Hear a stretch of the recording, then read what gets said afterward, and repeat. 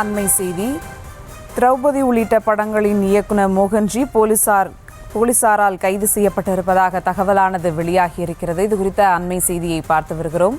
மேலும் விவரங்களோடு இணைகிறார் செய்தியாளர் வெங்கட்ரமணன். வணக்கம் வெங்கட்ரமணன், விவரங்கள். வணக்கம் சுபா.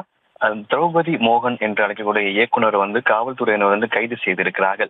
என்ன காரணம், எந்த வழக்கு அடிப்படையில் காவல்துறையினர் கைது செய்திருக்கிறார்கள் என்று அந்த மோகன்ஜியினுடைய குடும்பத்தாருக்கு தற்பொழுது வரை தகவல் என்று கூறப்படவில்லை.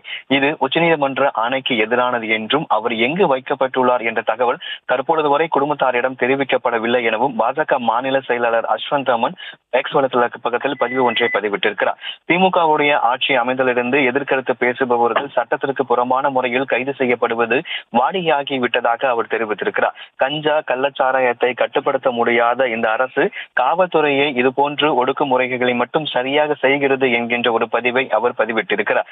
சினிமா இயக்குனர் திரௌபதி மோகன் அவர்கள் சற்று முன்பாக தமிழக காவல்துறையால் கைது செய்யப்பட்டிருக்கின்றனர் எனவும், என்ன காரணம், எந்த வழக்கு அடிப்படையில் காவல்துறையினர் அவர்களை கைது செய்திருக்கிறார்கள் என தற்பொழுது வரை இயக்குனர் திரௌபதி மோகன் அவருடைய குடும்பத்தாரிடம் காவல்துறை தெரிவிக்கவில்லை எனவும், இது கண்டனத்துக்குரியது என்றும் பாஜகவுடைய மாநில செயலாளர் அஸ்வந்த் அமன் தெரிவித்திருக்கிறார். சிவா,